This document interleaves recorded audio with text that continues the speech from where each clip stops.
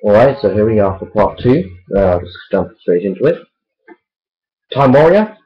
The first story features Sarah Jane, and the first one features the Sontarans. You can actually get this in the Red for War box set, but I've got this in the individual format for whatever reason.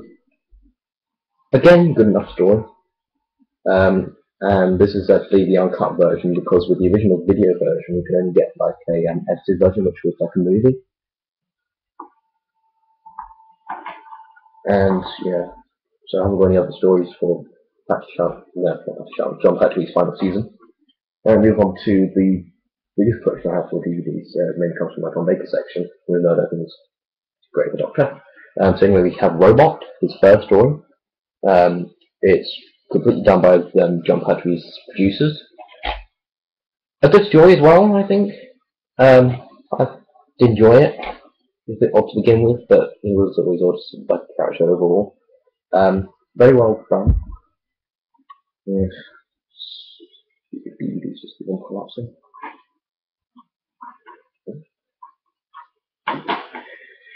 Next up we have the Ark in Space, and apparently episode 2 of this actually had the most amount of views when it was originally airing on British television out of any Doctor Who individual episode at all.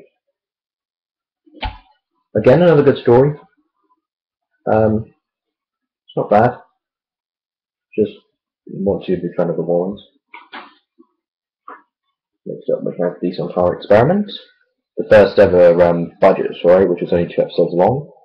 But it does have a good documentary on this, which talks about the history of the Sontarans, which I did like. And the story itself is pretty good. It is only 2 parts, but I do find it convenient because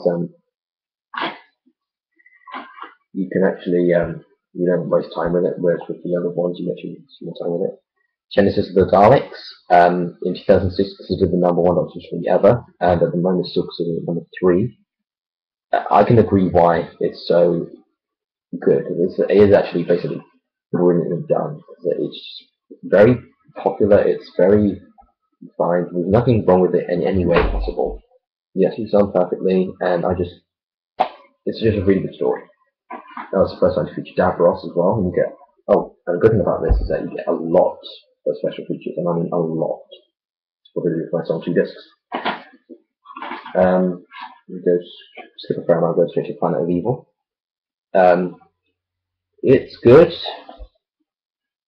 in some ways, but it's meant to be scary, but I don't find it too scary.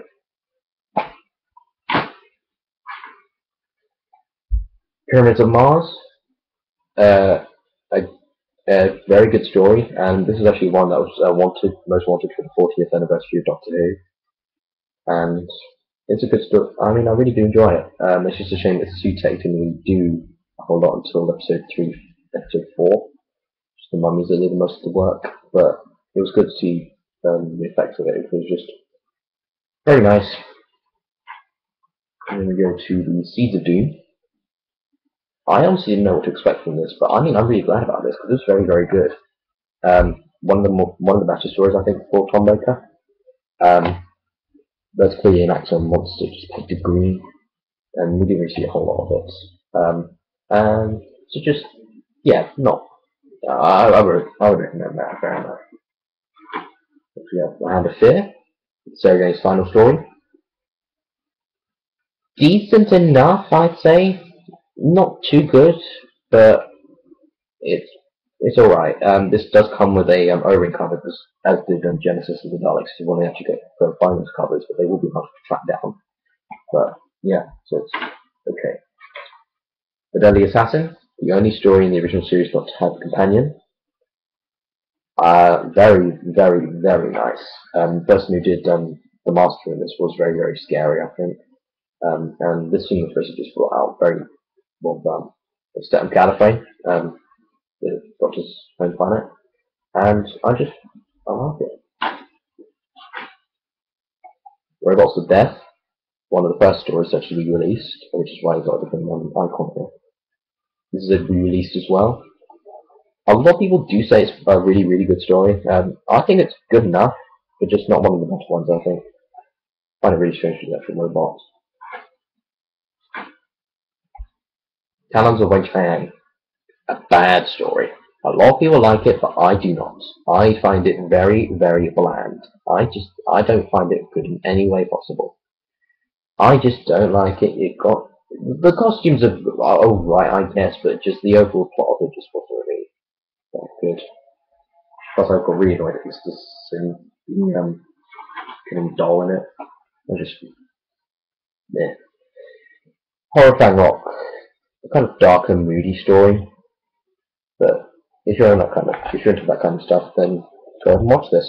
This is actually the only time you actually feature a routine in it, which is the enemy of the Sontarans, which I'm disappointed in. But anyways, if we have the Canine Tales box sets, Kanan was really that popular in the original series, but he was a lot more liked in the new series. Comes with two very not so good DVDs. We've got The Invisible Enemy, and I have it signed by Bob Baker.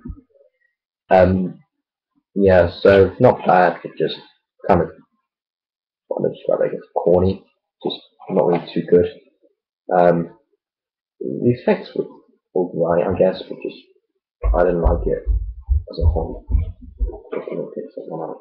Just want to do the just want to put it on my back. Yeah.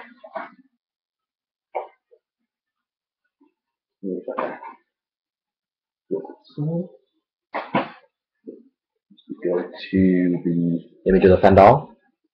One of my more favourite Tom Baker stories. So again, it's a darker story, but again, it's still nice and very done in a very nice way. I don't really have any complaints with this. It's just a bit of the handling that just makes it gigantic for us. If we go to the Invasion of Time, the last story to feature Leela. The only thing I would complain about this is that the Sontarans weren't used until episode 5, which I really did find annoying because it was meant to be a main Sontaran story, and yet there was somebody else that was actually used by the Sontarans, and they didn't appear until episode 5, which I got really annoyed at. So when I got like a sort of pacing for this is because the original one I got was completely broken. I think I got a little bit more of a discount on it, but the disc was fine, and I like this in some ways. It's just meh. Next up, we come to the Key to Time box sets. Now, this is actually a re-release because what happened was with the first release is that it was bigger than this. I think it was a little bit bigger, and it was actually set up for like proper key where you actually open up the sides and everything to pull the DVDs out. But that was limited to only 10,000, and not many people could actually get it. But then they actually decided to re-release this as a more retail box set, which is why I have this. I would prefer the other one, but this is still nice. And again, yeah, proper cardboard.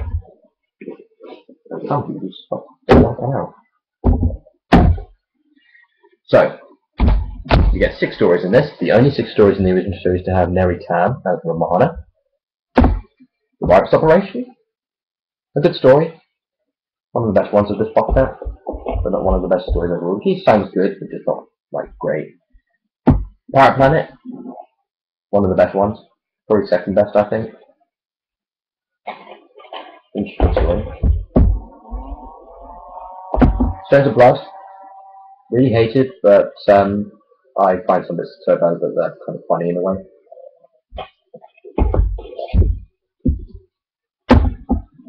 Under the Tara. Probably the worst. Sorry, the worst. I can't get this at all. Power Qual, my personal favourite.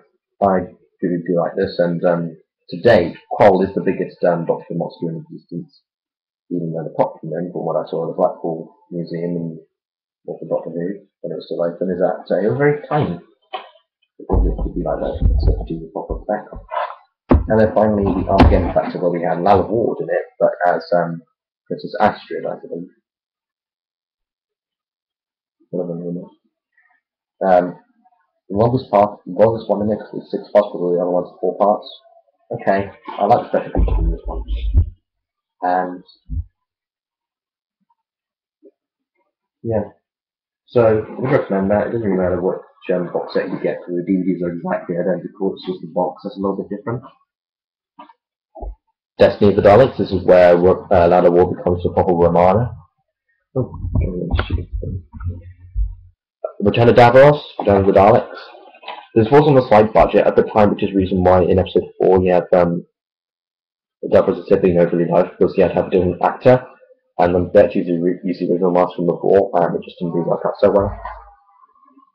Good enough story. This is my latest one that I got, City of Death. Good story, I think. It was really nice. I just got annoyed from some scenes. I mean, there's one scene which includes the actor's nose for Scarif, the spaghetti monster as I like to call him. You can see in the nose with the gap. But I think it's decent enough. It's set in Paris. Let's put that out. Creature from the Pit. Okay, but not great either. I did like one bit in it, but it's just like there's one wall which is basically uncomfortable by anything, because they tried all their like weapons and everything, even getting out of favour, and then Romano's just like, we must think about this, and then he just like ram it, and he can easily knock it down. Yeah, I just love how stupid that was.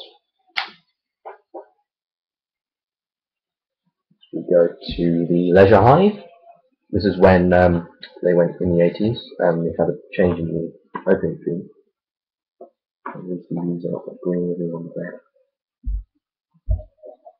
A strange story, I have to say. It's strange. Not good, not bad, just strange. Just give it that. But if you're completist, I would recommend it. Next we come to the E-Space trilogy. One of my second favourite box set. It's the Unshiny Shift. The Unshiny Shift, you go into E-Space, which is 3 parts. So that's a trilogy. Good full circle.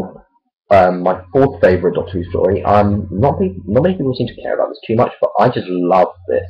I really did like it. I mean, it's the first time to feature Adric. Not many people just like him, but I liked him. It was good.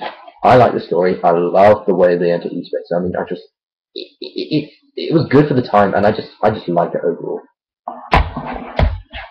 So okay, very popular, even though I think even though it's just pretty crap. They don't really adapt vampires, so it's Doctor Who. But basically, if you think vampire, oh, it's Alien. And then Warriors Gate. Better than State of Decay, but it's not too good either. It's very kind of bland, because it was mainly set in another void, which is fine. It was just boring. And then we go on to New Beginnings. This is the final two stories to have Tom Baker, and the first one to Keeper of Kraken. Oh, I forgot to mention Warriors Gate was the last time to feature K9 and Lalla Ward in the series. So this is a good story. It's the first time to feature Nissa, English was enjoying the TARDIS coming until later. I did like this, but I just found it strange about how the statue thing was the Master's TARDIS. Sorry for giving spoilers here, but I just can't really help myself. But good story. Megapolis, another good story. I feel like the watch for this was very kind of spooky and strange. And this is the first time you actually have Anthony Ainley as a proper master. I liked it. Last Tom Baker story after 71 years. And then Castrovalva, probably the best of the box sets, in my opinion. They got better along the way. And this was the first Peter Davison story. And Megapolis was the first time to feature Tegan in the series. And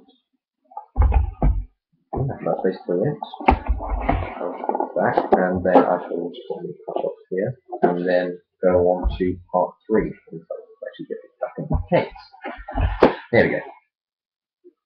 Yeah, so I'll see you next time in part 3.